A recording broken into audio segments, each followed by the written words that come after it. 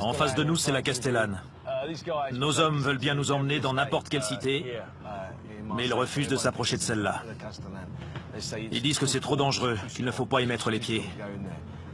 Ils ne veulent pas aller plus loin. J'avoue que je suis d'accord avec eux. Disclaimer, je n'idolâtre aucunement le trafic de drogue, et je n'invite personne à choisir ce train de villa. Mon objectif est de raconter les histoires de ces quartiers et de pouvoir mettre des mots et images sur ces drames qu'on entend au quotidien dans les médias.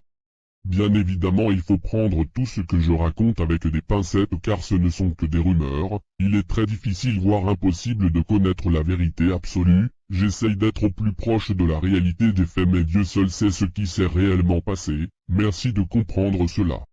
Et enfin merci pour votre soutien, vos likes et vos commentaires. Cela me donne énormément de force.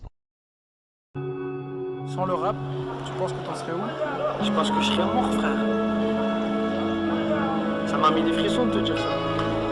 Mais je pense que je serais mort, vraiment, réellement. Il prend l'œil qu'il retrouve dans le caniveau et il le met à le brandir, comme si c'était un trophée. J'ai réussi, je t'ai dit que je l'allais t'arracher les yeux. Je l'ai fait. Voilà comment les gens règlent leurs comptes. Et ça te manque pas l'école? L'école? Ouais. Franchement, ouais, ça me manque l'école. Les collègues et tout. Mais après... Que sa mère, voilà.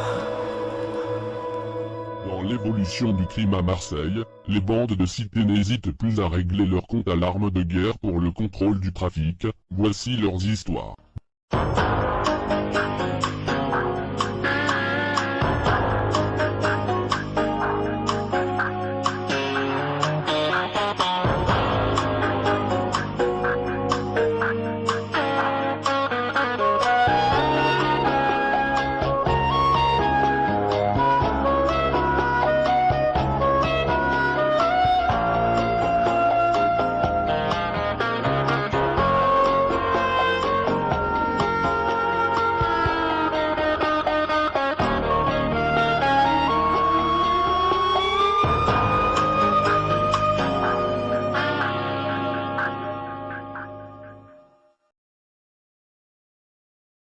Légende de rue épisode 5, Tourca versus Jougarel, la guerre de la Castellane. Bonjour à tous, dans cet épisode nous n'allons pas parler d'une personne ou d'un clan en particulier mais plutôt de deux bâtiments, la Jougarel, et le bâtiment K de la cité de la Castellane, la tour la plus célèbre de Marseille, qui n'est malheureusement plus de ce monde aujourd'hui.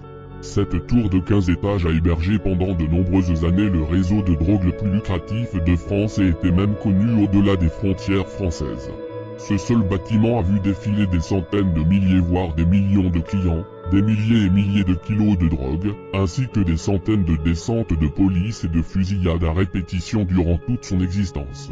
Cette histoire va retracer l'histoire de la Castellane et la guerre entre la Tourca et la Jougarel, qui a marqué le quartier pendant un certain nombre d'années. Avant de commencer l'histoire, j'aimerais dire que la Castellane est une cité légendaire, c'est la cité la plus connue de Marseille, et bien sûr, il y a beaucoup de problèmes de drogue, mais il y a une majorité de gens très bien qui vivent dans cette cité, énormément de talents, de rappeurs, de footballeurs, d'artistes, et de gens qui ont réussi leur vie viennent de la Castellane. Les habitants de ce quartier sont des gens qui sont très accueillants et ont le cœur sur la main. Tout commence en 1969, c'est la construction de la cité de la Castellane. La cité est construite en même temps que la cité du Plan-d'Aou et celle de la Bricarde. Elle est située dans le 16e arrondissement de Marseille, à l'extrême nord de la ville. La cité de la Castellane regroupait à elle seule 1249 logements à cette époque, ce qui faisait d'elle la troisième cité la plus grande de Marseille après Frévalon, 1493 logements à l'époque, et la Savine, 1391 logements à l'époque. La Tourca était le dernier bâtiment à être construit dans la cité, il a été construit en 1971. Du haut de ses 45 mètres, elle s'imposait comme un totem de béton au cœur de la Castellane. De son 15e et dernier étage, elle offrait une vue imprenable sur la mer Méditerranée.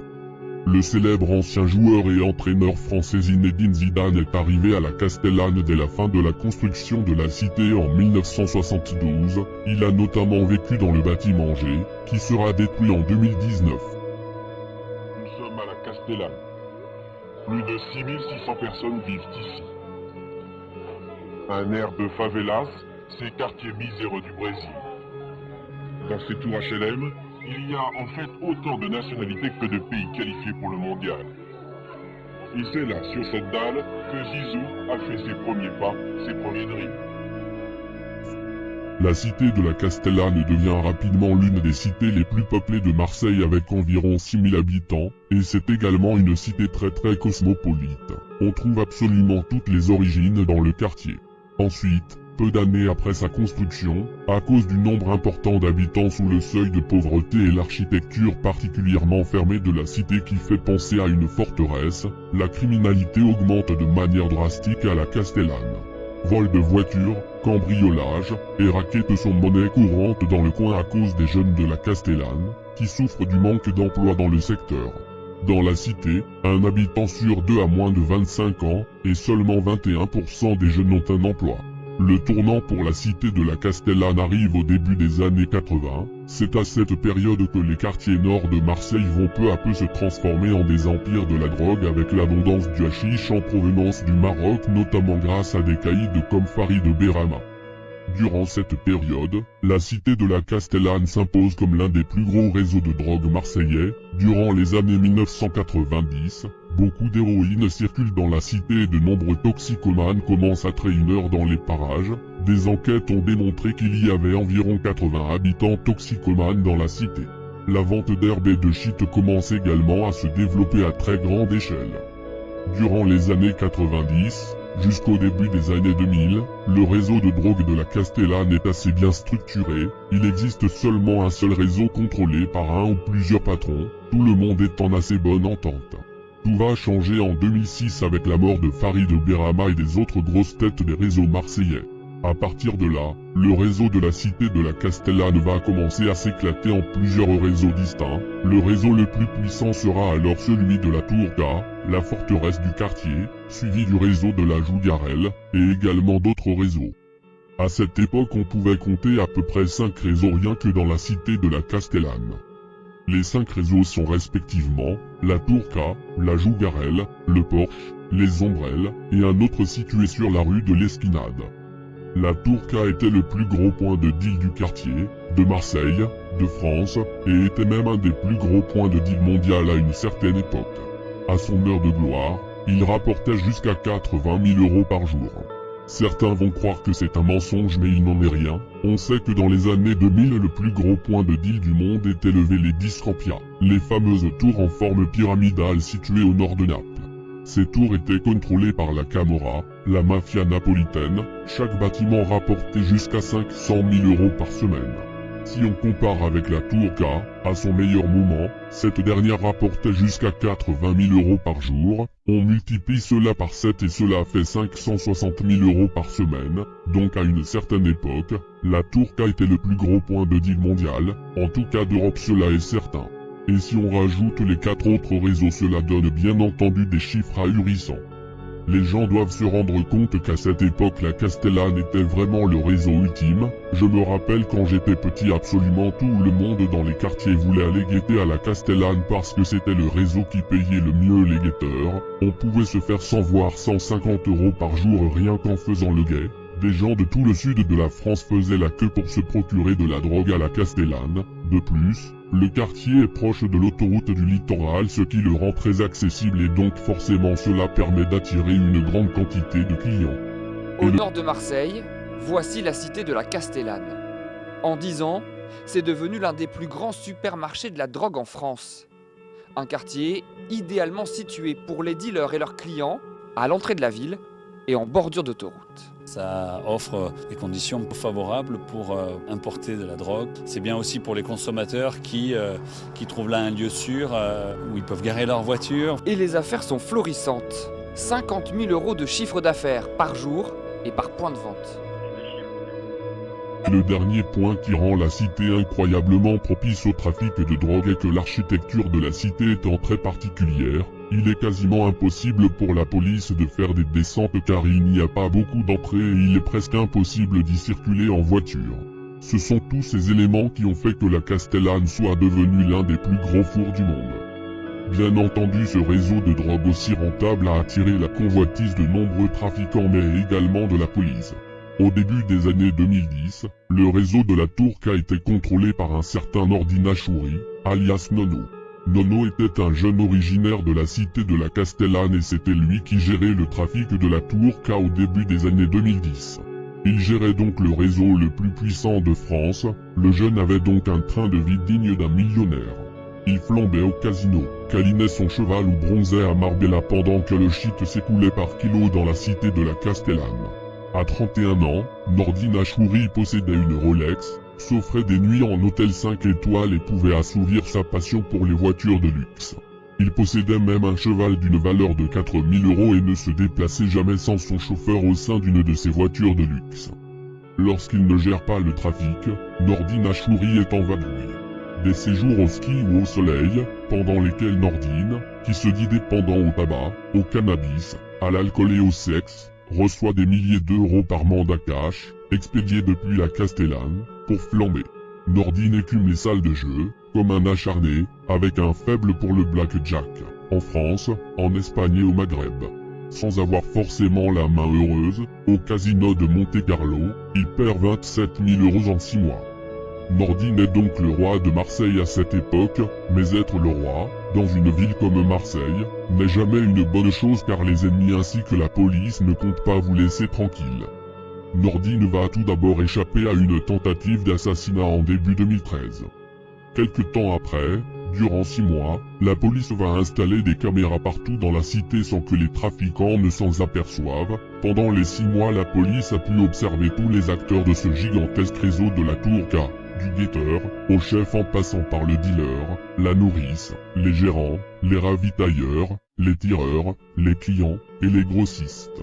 En tout, la police a arrêté une 60aine de personnes, elle avait des photos et vidéos d'absolument tout le monde, personne n'a été épargné. Lors de la grosse descente, certaines nourrices ont essayé de jeter des sacs remplis d'argent par la fenêtre. En une journée, la police a récolté 1,3 million d'euros en liquide, une saisie record. De prison à laquelle a été condamné Nordine Achouri. Ce caïd de 33 ans était reconnu coupable de diriger l'un des principaux trafics de cannabis à Marseille qui générait plusieurs dizaines de milliers d'euros par jour au sein de la cité de la Castellane. En tout, 27 personnes ont été condamnées, des peines allant jusqu'à 7 ans de prison ferme ont été prononcées contre les autres membres présumés de ce trafic dit de la Tourca. Après cette descente spectaculaire et l'arrestation de Nordine, le réseau de la Tourca ne va pas s'arrêter de tourner pour autant, et bien que Nono soit en prison, lui et ses associés continuent d'avoir la main mise sur le plus gros point de deal de France. À la cité de la Castellane, pendant que Nordine et les nouveaux chefs brassent des millions avec leur Tourca, un autre réseau commence à monter en grade et prendre de l'ampleur, il s'agit du réseau de la Jougarelle.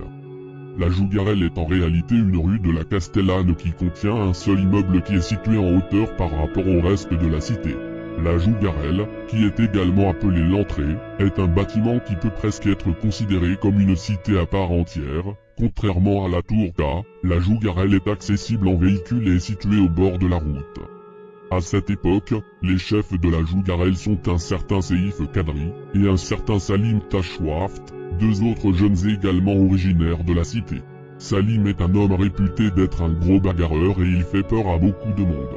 Seif et Salim sont des jeunes ambitieux, et voyant que Nono brasse d'incroyables sommes avec la Tourca, ils vont décider alors de tout faire pour s'emparer de son réseau. La Jougarelle et la Tourca étant les deux plus gros réseaux du quartier, celui qui les détiendrait serait alors inarrêtable. À ce moment, la Tourca et la Jougarelle rapportaient chacun environ 50 000 € par jour.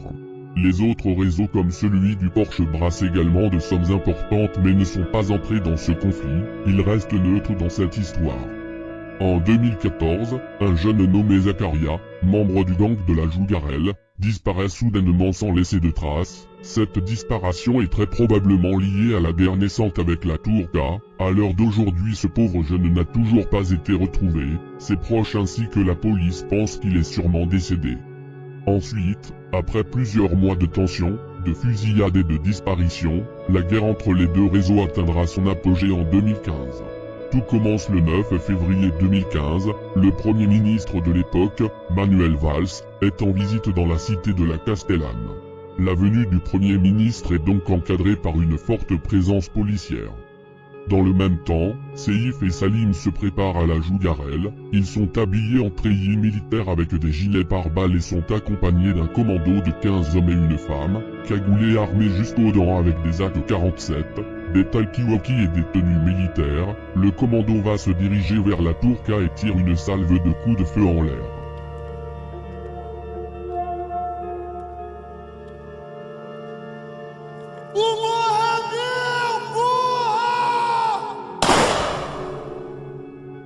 Le commando est en réalité un groupe d'hommes et femmes originaires des pays de l'Est qui ont été engagés par Seif, le patron de la Jougarelle, afin de récupérer par la force le réseau de la Tourka. Seif, Salim ainsi qu'un autre homme s'étaient rendus à Munich dans un camp de réfugiés kosovars afin de recruter des personnes pour mener leur opération sur la Tourka. Revenons à l'assaut. Pendant que le commando essaye de s'approprier la Tourka, il croise plusieurs voitures de police, qui sont là pour la venue du Premier ministre. Le commando ne va alors pas hésiter à tirer sur les véhicules de police et un échange de coups de feu a lieu en plein cœur de la Castellane. Une véritable scène de guérilla urbaine est en train de se produire dans la cité. Le scénario des faits qui se sont déroulés depuis ce matin, à l'origine c'est un différend entre deux bandes rivales. Aux alentours de 9h, 10 hommes cagoulés armés de Kalachnikov et d'armes automatiques tirent en l'air comme pour marquer leur territoire. Selon un témoin, une habitante appelle les forces de l'ordre et là, 3 véhicules, pas un, comme je le disais précédemment, arrivent avec le 2 tons dans la cité de la Castellane pour rassurer la population. Ils s'engouffrent dans cette cité, arrivent dans une impasse et essuient eux-mêmes des tirs de ces mêmes individus cagoulés. Ils sortent de leur véhicule, se mettent... En tout, près d'une 60aine de coups de feu seront tirés. Le quartier est alors confiné, le Premier ministre est mis à l'abri, et le commando prend la fuite et se replie dans un appartement du quartier.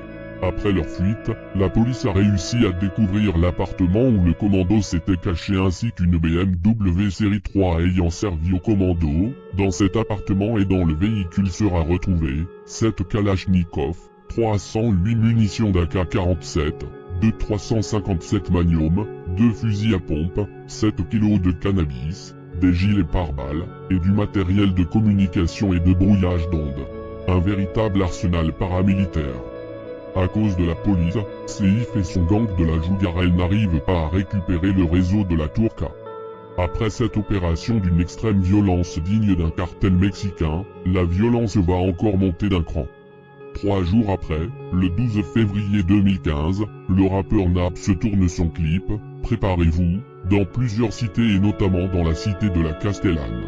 Dans ce clip on peut apercevoir brièvement le jeune Atem sur son T-Max. Atem est un jeune faisant partie du réseau de la Tourka. Durant le tournage du clip, plusieurs jeunes de la Tourka ainsi que de la Jougarelle sont présents. Une altercation éclate alors entre les jeunes des différents groupes, des coups de feu sont tirés mais personne n'est blessé.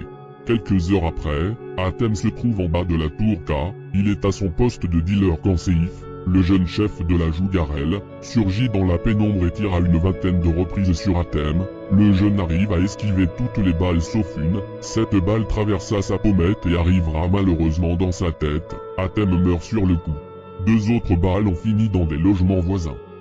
Durant ce meurtre, Seif a malencontreusement fait tomber une sorte de cache-nez sur lequel sera retrouvé son ADN.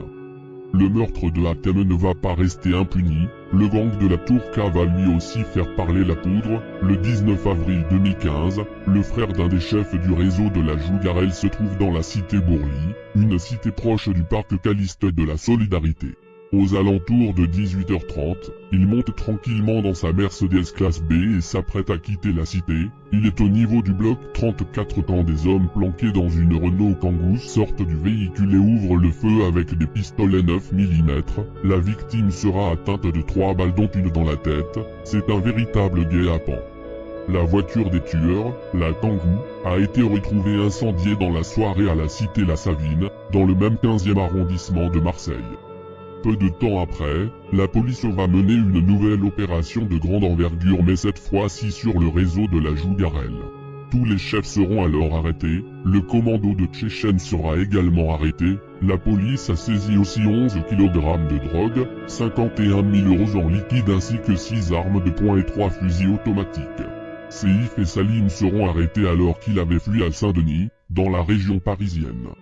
Seif sera condamné pour avoir recruté et géré le commando ainsi que pour le meurtre d'Atem. Salim sera également condamné. En tout 30 personnes seront inculpées dont le chauffeur de la femme politique marseillaise, Samia Ghali, qui était impliqué dans ce réseau.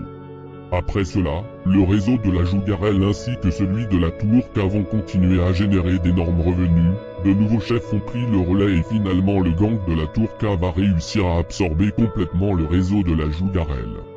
Malheureusement pour les trafiquants et heureusement pour les habitants, la ville a décidé, en 2017, à cause des nombreux problèmes liés à la drogue, de démolir la Tourka, la tour emblématique de la Castellane vieillisse alors ces dernières années.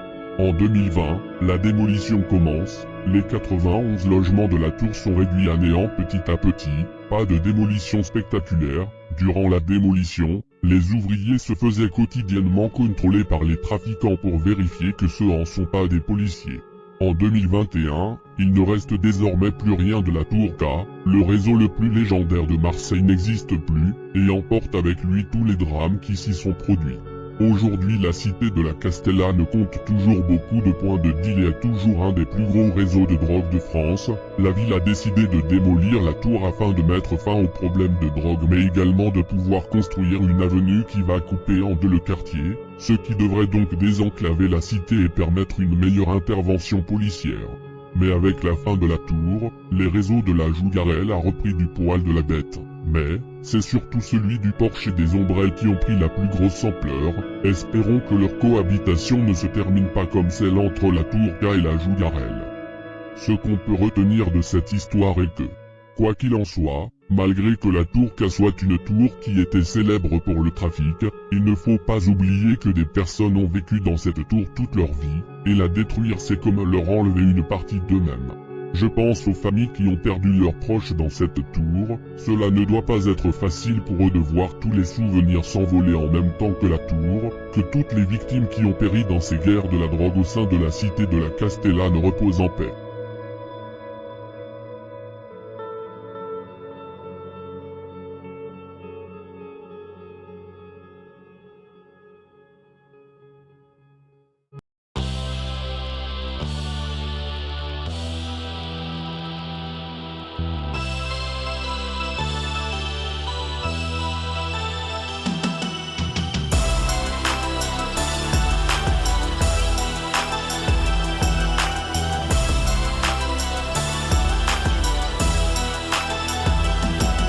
Car mes poumons, mon ventre forment un triangle de douleur. Je sais pas ce que j'ai, je souffre de toute ma couleur. Toute ma vie, toute mon âme, tout va mal dans ma famille. Je vois plus mon fils, je ne peux retenir mes larmes quand je prie. J'ai de quoi manger ou dormir, je suis pas handicapé. J'ai perdu l'appétit, l'envie bloquée sur mon canapé. Épuisé, j'ai puisé trop.